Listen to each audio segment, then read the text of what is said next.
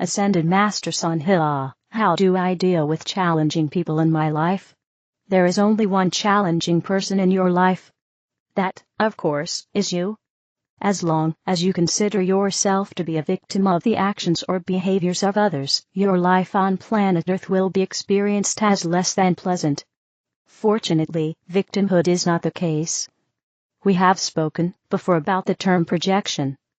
There are worse things that you could do than to print up a dozen cards with the word projection on them and post them throughout your home, car, and workplace, on every mirror, by the toilet, as a constant reminder that all you see in the world is your projection, no exceptions. The ego mind goes absolutely ballistic over this and will try incessantly to create exceptions. There are no exceptions. Cause and effect. You are the cause and the world is the effect. Never the reverse. So, as they like to say in New Age circles, there are no challenges or problems, there are only opportunities. These challenges with other people, which are your own creation, are opportunities for you to free yourself from judgment and separation. Or you can go on pretending that it's all about other people and suffer. It's your call. We don't have a horse in this race. As a review, this is how projection works. Your ego mind, which thinks it knows everything, or at least can figure everything out, knows nothing, and can't figure out anything. It believes you are this body, but you're not. It thinks you are separate from God and divinity, but you're not. If we present this in the form of a story, keeping in mind that no story is true, it might go something like this. The ego believes that it chose to separate from God. This is the tiny confusion from which all of your problems stem. The ego is in error because it is not possible to separate from God. Anyway, on with the story. Ego mind creates this body, and this universe, as a way, and a place to hide from God. Realizing it has made a bad choice, wanting to go back home, desiring God's forgiveness, but feeling that this attempt to kill God is both unforgivable and deserving of severe punishment, ego is in a tough spot. Let's list some other things that ego mind doesn't understand. First, you never left home. There is no separation. The body and the universe are what is not real. God does not and cannot judge. God is pure love. God does not and cannot punish. Meanwhile, in its imagined sinfulness, ego comes up with a plan. Put the blame on somebody else. Maybe God will notice that it is the other and not you who is guilty and deserving of judgment and punishment. Burn them, God. It's their fault and not mine. I'm innocent, you think. This is projection. Every time you judge another for anything, small or large, it is your guilt that you are projecting. It is all about you and not about them. In addition, you try to be a good person so that God will see that you are worthy to be brought back home. The only problem is that you cannot earn something that you already have, and the only one accusing you of sin is you. No number of good acts or projections will cleanse you of your self-imposed guilt. You cannot buy your way into heaven. You never left. It is only this guilt that holds you in your earthly hell. So, forgive yourself. End of story. Well, not quite. You go on through life projecting. Other people are wrong. Other countries are wrong. Other religions are wrong. You are right, and you are good, but there is something inside you that doesn't buy the whole story, that suspects that it is you who are truly guilty. Deep down is this fear, this dread of the inevitability of the coming retribution. Unconsciously you draw loss, pain, failure, illness, and emotional turmoil into your life, always trying to pay this unpayable debt. This is where the healing can begin. Let go of the projection upon God. Let go at the same time of the projection that you have toward yourself. You are innocent. Nothing happened. You did not leave God. God is not upset. It is all much ado about nothing. You cannot hurt God and God cannot hurt you. There is only love here. Now let's return to the opportunity that you called a challenge. You have heard these words from me, perhaps read similar words in A Course in Miracles or heard them from some other teacher, but the bottom line is that you don't feel them. You feel yourself to be victim to another's energy. You're sick and tired of everything but don't know what to do with it all. This projection works in a very specific way. You don't project everything on everyone. You project wonderful things onto some people, seeing them as loving and good. When you find yourself with a specific judgment toward another, that is what you believe about yourself but don't want to face. You fear being punished, so you go into denial and project. Ego mind jumps in and yells, "I'm not like that." In truth you are not, but you believe that you are. Until you own this, until you accept that the judgment is about self and has nothing to do with the other, nothing will change. You will live in projection and victimhood. Your job, then, is to take ownership of the projections, to accept that the judgment is aimed toward the self. For example, if your projection is that another is not honest with you, ask how you are not honest with yourself. What untruths about self are you believing to be true? Anything short of recognizing your absolute innocence, your divinity, is part of the lie. You are absolutely loved by God, but are you telling yourself that you are unlovable? You are always provided for, but are you telling yourself that you are undeserving and needy? Forgiveness is not a matter of recognizing where you have been bad and then asking to be forgiven. It is the realization that you have not and could not so there is nothing to forgive. There is only the love of God. Let's look at a specific example so you might gain a clearer picture of how this whole process has worked and could work for you. A popular one for those of you who have children is being a victim to them. They never clean. They don't do their homework. They are not responsible. They don't listen to me. They don't follow my rules. They don't respect me as the adult. We could go on, and you could each add to the list from your own experiences. Let's just focus on one part of the litany. My daughter never cleans up after herself. I am left with the choice of being in a constant fight, or surrendering to grudgingly being my daughter's maid. The choice you make doesn't matter. What effects you feel come from what you carry around inside yourself. There is a judgment of her irresponsibility causing you to make one of two equally undesirable choices. There is a good possibility that if you listen inside there is a parent saying a similar thing about you. You were taught to be a good person, to clean up after yourself. Did that result in you feeling like a good person? Probably not. Did you learn to feel guilt when you didn't clean up? Probably. Did you resent being told what to do? Most likely. Now as an adult you act out of guilt and resentment when you must clean up. Instead of facing this inner anger and judgment, along comes this young whippersnapper on whom you can project all of this. The child may not be carrying the guilt or having a thought about what they should do unless you have been successful in drumming it into her. Maybe she is stronger than you and your parents' games don't work with her. Instead of pissing your guilt onto her, you could realize that each moment of each day you are carrying thoughts about what you should be doing to be a good person. What should you do? What does God want you to do? When you were small, your parents represented God for you. They taught you right and wrong, good and bad, providing punishments and rewards. That was your first church. You have the opportunity to notice that you have been forcing yourself to do what you don't want to do. Ego mind screams out, "Yeah. But if I don't do it, the house will be a total mess." Maybe. So what? Ego mind says there is probably a special circle in hell for bad housekeepers.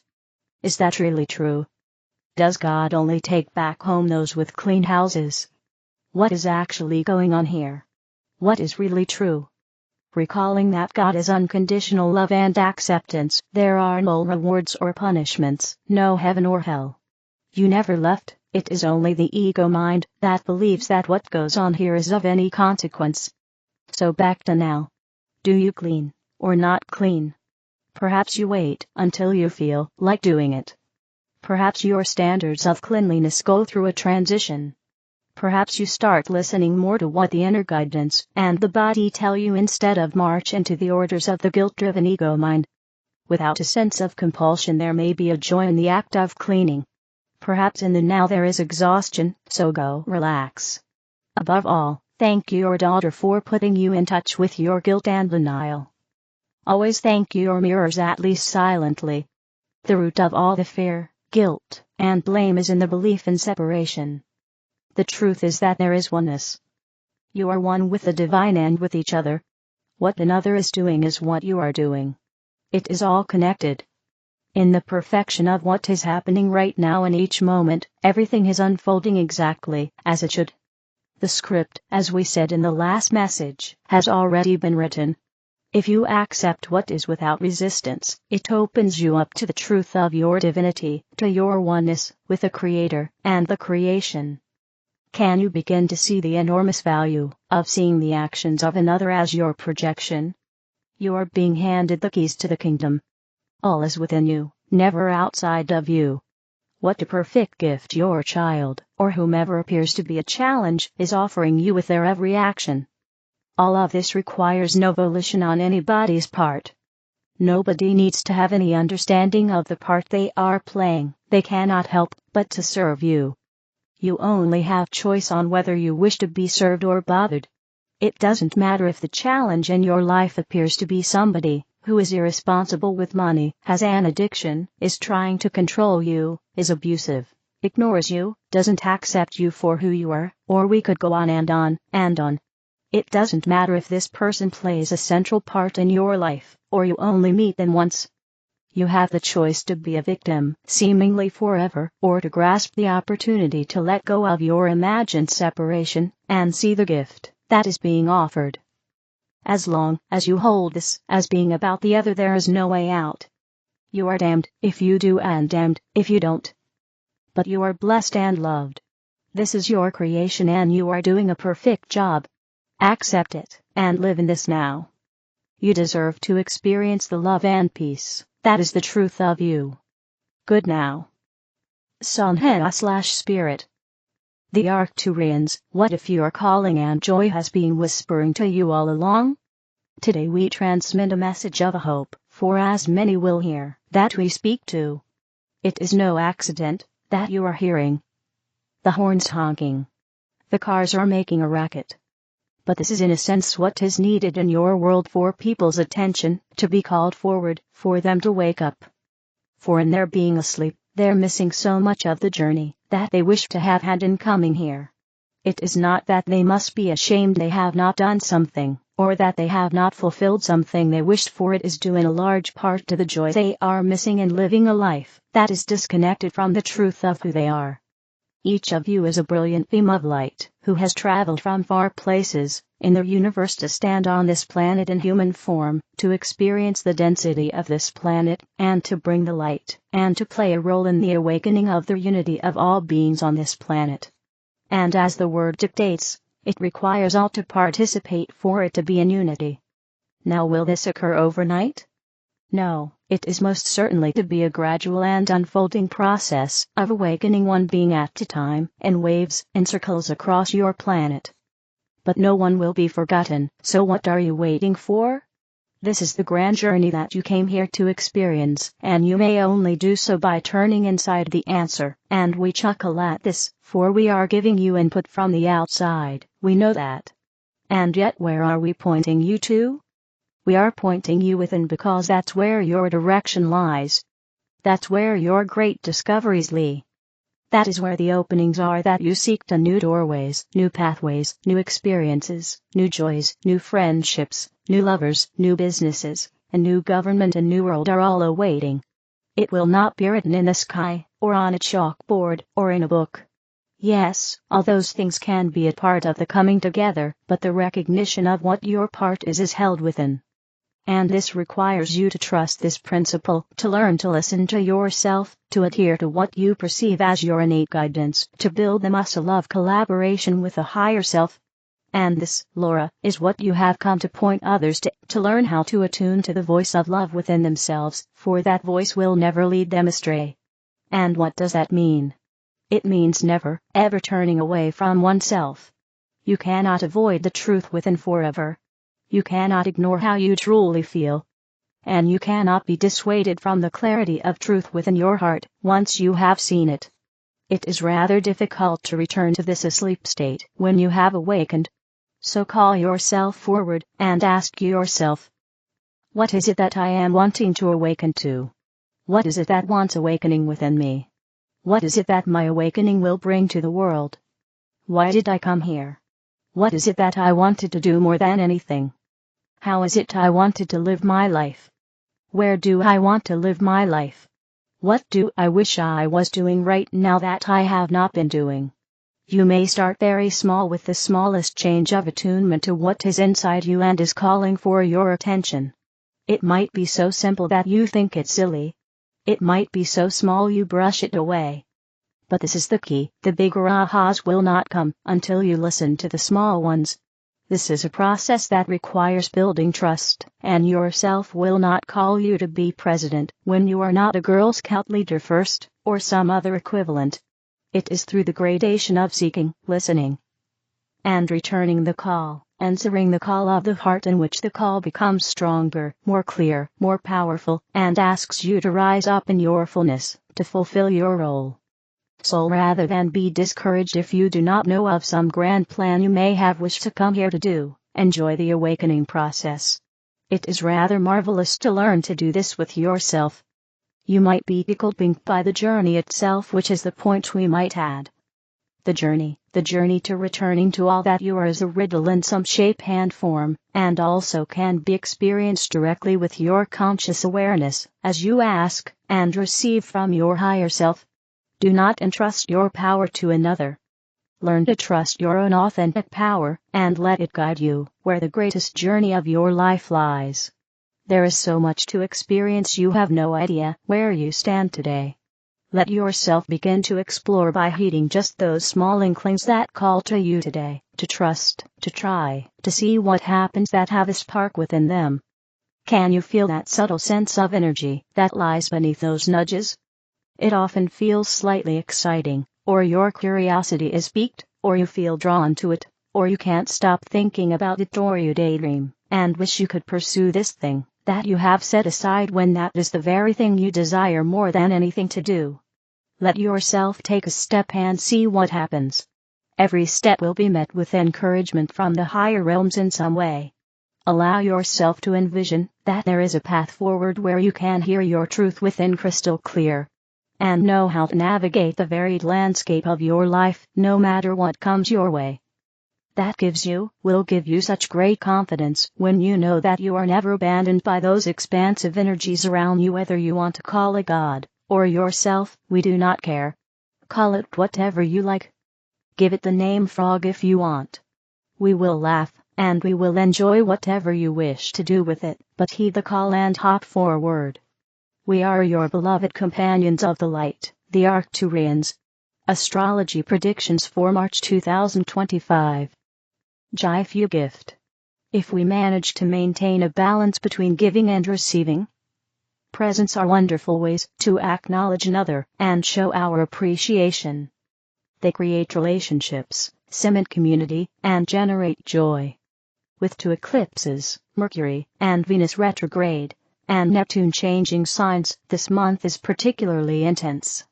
Many changes will occur at a very rapid pace. Saturday 3/1, Venus turns retrograde at 10:50, Aries, and will remain so until April 12, when it will have reached 24:39, Pisces. Its shadow period remains until May 16. This only happens every year and a half. The degree she turns retrograde on is represented by the following image in the Ensabian symbols: the ruler of a nation. Old insecurities could resurface. A wonderful opportunity to heal past emotional wounds, reevaluate our relationships, redefine our self-worth, and reassess our values. An old flame could re-enter our life. In a present love affair, deep-seated issues could reach a boiling point. But we should avoid impulsive relationship decisions, as our perceptions could be distorted. Only after this cycle will have ended on April 12 and its shadow period will be over on May 16, shall we be more correctly in touch with our deeper desires and true relationship needs. Social events are unlikely to go as planned. This is not a good period, either for buying a home, as we could later regret our purchase, nor is it favorable to any form of beautification. Let us wait for that new hairdo, or revamping our wardrobe. Bills could be higher than usual. Going on a shopping spree is not recommended, as we could end up spending money we do not have. In this cycle, we cannot afford to be materially irresponsible. But it is a good time to collect money that others owe us, or to negotiate a loan. Monday 3/3, Mercury into Aries, till March 29th. During the next 3 weeks, our mind is active, positive, and impulsive. Not suffering fools, we are outspoken, and go straight to the point. Quick-tempered when challenged, we tend to be restless, devoid of subtlety, and fond of arguments.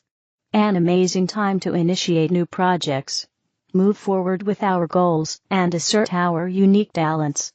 Friday 3/14 at 11:55 p.m. PST, lunar eclipse in Virgo, 2357. This degree is symbolized by Mary and her little lamb. Eclipses always propel us in a fast-forward mode. This one stresses the need for order, perfection, and emotional security. More analytical, critical, practical, and detailed than usual, we are pushed to both study and work hard. Dwelling on past failures is tempting, but not advised, as it could leave us strained, withdrawn, pessimistic, and intensify our feelings of loneliness. Financial limitations and a possible lack of professional opportunities lead to the necessity of reassessing the balance between our domestic and professional responsibilities.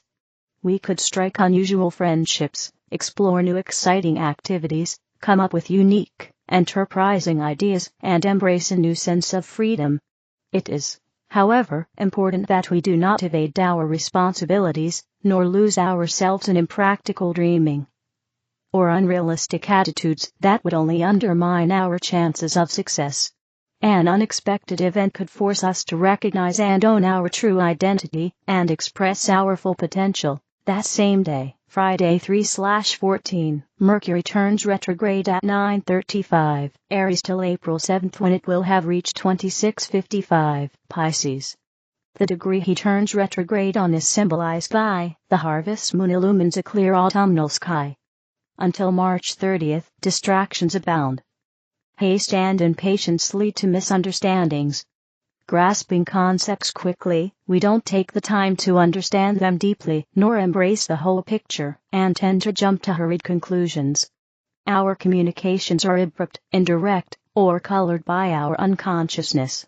In our alertness to, and excitement over, seed ideas, we may fail to realize how impractical they are. New concepts are a lot more attractive than old ones. Starting on March 31st till April 7th, our mind becomes dreamier and more introspective. We could review the past in movie mode. We become sensitive to the undercurrents of the collective subconsciousness, and are intuitively in tune with more subtle frequencies. But ambivalence, impressionability, self-deceit, foggy memories, and confused standards could surface. Thursday 3/27, Venus enters Pisces till April 30th. During the next month, the way in which we express our love is more sensitive, refined, and even sacrificial. We tend to be more impressionable. Our imagination is enhanced. It may seem easier to retreat in a world of fantasy rather than confront reality. We seek balance, peace, and harmony, and are more tolerant, forgiving, and compassionate than usual. A great cycle for artists who are particularly inspired. Saturday 3/29, solar eclipse in Aries, 9:00. This degree is represented by 8 teacher gives new symbolic forms to traditional images. This eclipse asks us to release the old and step into the unknown. It tolerates only authenticity and encourages us to be brave, assertive, confident, and self-sufficient. Jumping to conclusions without having all the facts in hand is a danger, but we are ready to break our routine, solve long-standing issues, instigate major changes, and manifest something new in our lives. That same day, Saturday 3/29, Mercury enters Pisces till April 15th. During the next 2 weeks, our mental sensitivity and visionary skills are particularly developed. Artistic endeavors are attractive. We may feel dreamier, absent-minded, and more fantasy-prone than usual. The tendency is to follow our instincts rather than our logic. Intellectually versatile, gentle, flexible, and refined, we are extremely sensitive to other people's feelings and the energy of our environment. Excellent for any kind of creative work. Sunday 3/30, Neptune enter Aries until September 16th. This is a first glimpse before he enter Aries for good in January 2026, for 12 years, until 2038. The cycle greatly enhances our psychic sensitivity, increasing our awareness to what motivates actions and events. Intuition becomes a source of inspired vision. Pioneering mystical concepts develop. But it could also bring confusion, aimlessness, self-delusion, unreliability, and in some extreme cases, chaos and insanity. A vague discontent with reality could lead us to seek refuge in addictions, particularly drugs and alcohol, leading to a complete lack of emotional reactivity. Highly impressionable, we could fall prey to subliminal influences. Absorbing our surroundings, like a sponge, we might end up being used, and in some cases, even possessed, by evil entities. Emotional disturbances can lead to physical disorders that are difficult to diagnose and even more difficult to overcome. Peculiar relationships coming from a distant past lives, are magnetic. Highly artistic, we could be drawn to developing our musical talents. However, we need to stay away from pride, egotism, and a lack of integrity, as they would only make us look fake and fraudulent. During this cycle, changing our inner attitude is the only way to transform our outer reality. When used with consciousness, our drive, and the focus of our powers of initiation, can operate a complete regeneration of our spiritual creativity. The moon will be void of course, the/O forming no major aspect with any planet, before entering the following sign. Mark these periods in red in your calendar, and avoid scheduling anything of importance during these times, as they would amount to nothing. Scheduling our activities using the zodiacal position of the moon. Moon in Aries between Saturday 3/1 at 1:52 a.m. and Monday 3/3/ at 2:36 a.m., plus between Friday 3/28 at 1:36 p.m. and Sunday 3/30 at 1:15 p.m., perfect for intense physical activities, anything requiring forceful, direct action and self-assertion. Good also for leadership, spontaneity, goodwill, being away shower, initiating new projects, or bringing our car to the mechanic. Moon in Taurus between Monday 3/3 at 2:37 a.m. and Wednesday 3/5 at 4:28 a.m., plus between Sunday 3/30 at 1:16 p.m. and Tuesday 4/1 at 1:25 p.m., perfect for any financial matter, paying our bills/debts, asking for the money that is owed to us, opening a bank account, investing in real estate, buying and selling. Perfect also for a stroll in the park, going to the countryside, connecting with our Mother the Earth. Good also for gardening, pottery, sculpting, as well as bodywork. Moon in Gemini between Wednesday 3/5 at 4:29 a.m. and Friday 3/7 at 8:28 a.m. Excellent for multitasking, curiosity, any form of communication, exchanging information, sending emails, calling friends and acquaintances. Great also for social activities, attending conferences, reading a book, watching a documentary, gathering data on various topics, connecting with new people. Moon in Cancer between Friday 3/7 at 8:29 a.m. and Sunday 3/9 at 3:58 p.m., perfect for family activities, especially those involving children. Good for spending more time at home, cooking, nurturing ourselves and those we love, inviting the people we cherish over for dinner. Excellent also for drawing, creative writing, humor, and anything requiring imagination and a touch of craziness. Moon in Leo between Sunday 3/9 at 3:59 p.m. and Wednesday 3/12 at 12:55 a.m. Excellent for anything glamorous, dramatic performances, being in the public's eye, throwing, or attending an elegant party, playing with children. romance, and creativity in general.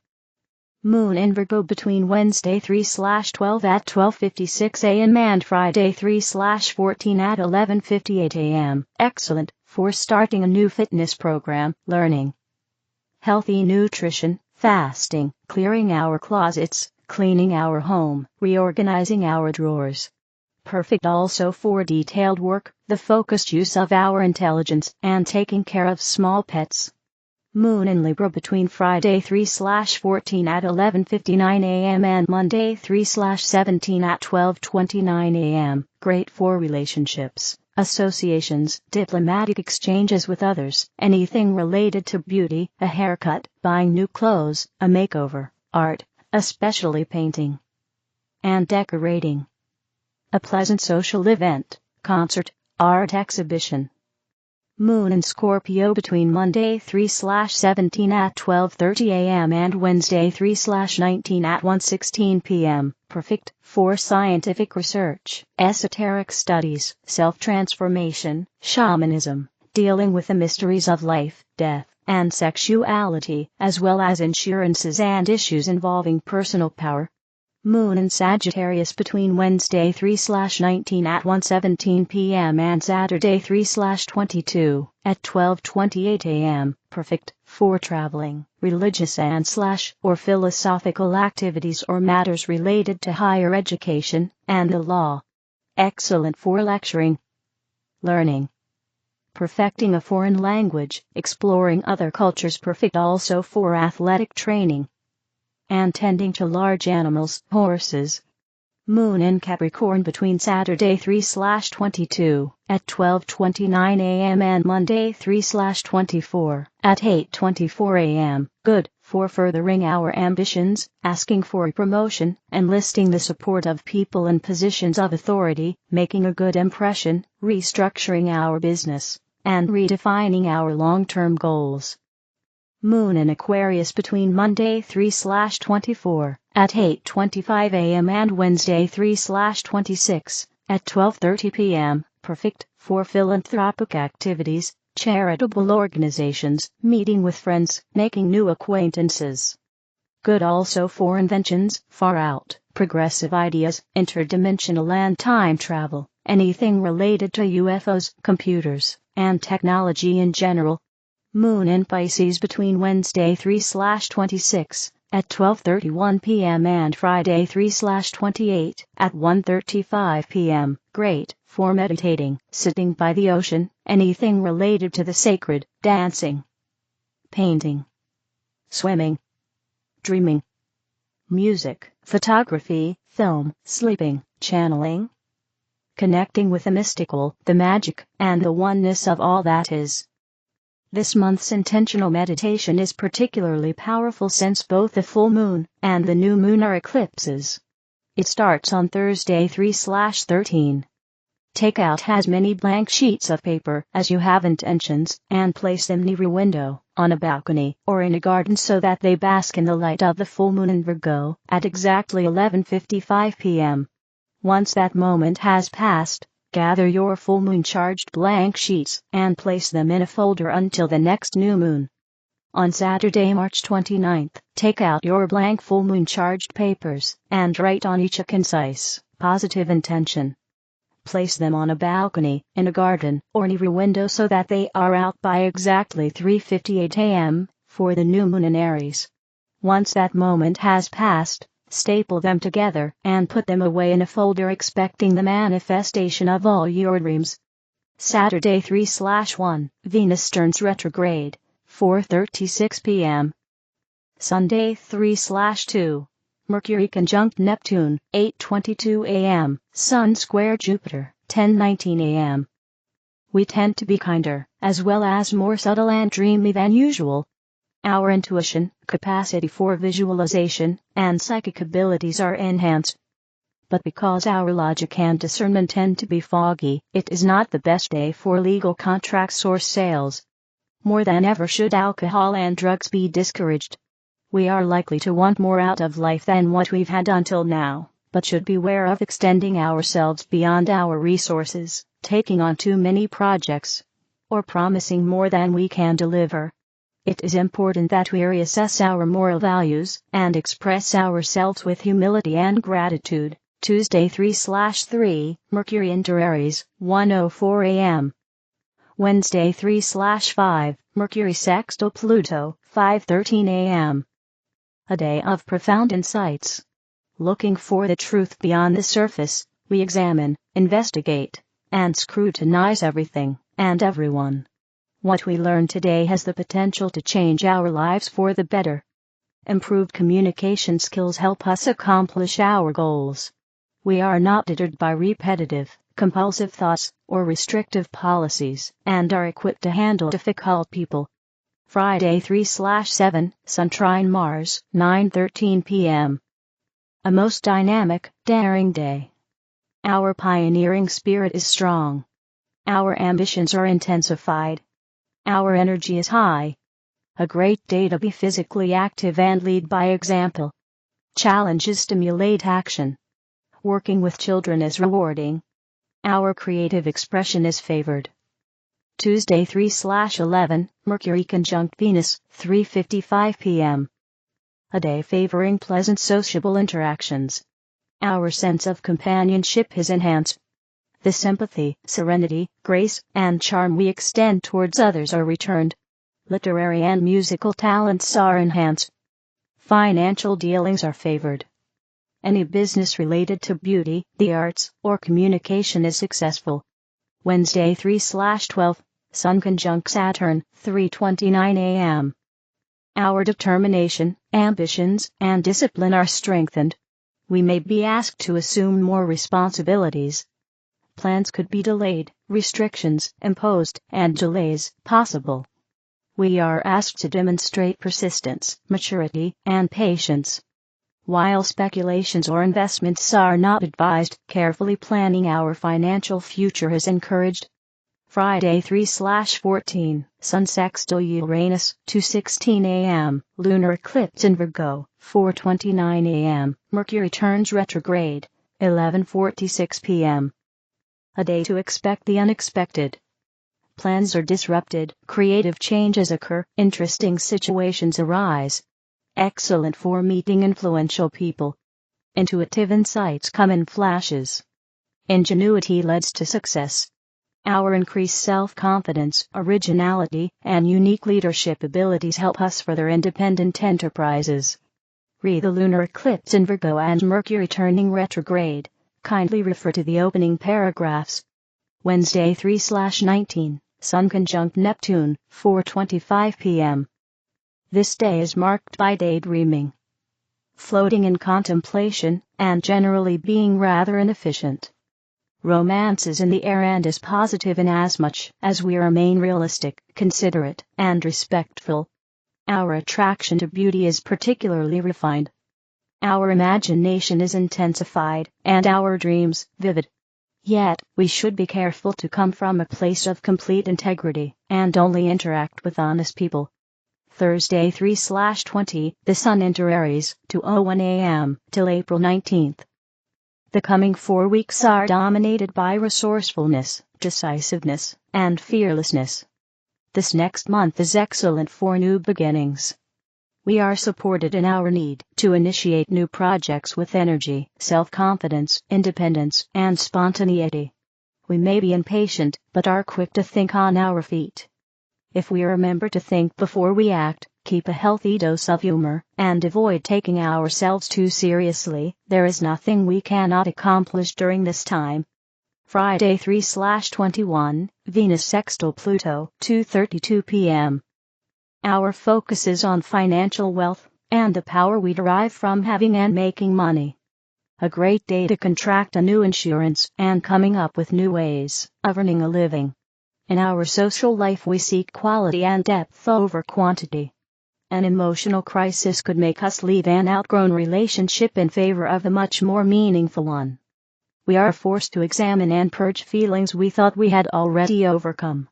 For the sake of peace, in the face of force or manipulation we should compromise and choose cooperation. Saturday 3/22, Sun conjunct Venus, 6:07 p.m. An auspicious day for love. Great for a date, a comfortable, relaxed social event, or celebrating a special occasion. Our conversations are serene. Our optimistic attitude is appealing. Our eagerness to cooperate with others attracts approval, gifts, and favors. Sunday 3/23, Sun sextile Pluto, 12:32 p.m. This day could mark the beginning of a new phase of life.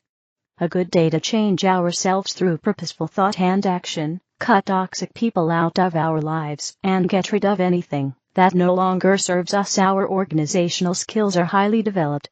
Disagreements are mended, and new solutions are found. Our capacity to immerse ourselves in whatever we do, our strong desire for advancement, and our forceful pioneering spirit enable us to achieve great success today.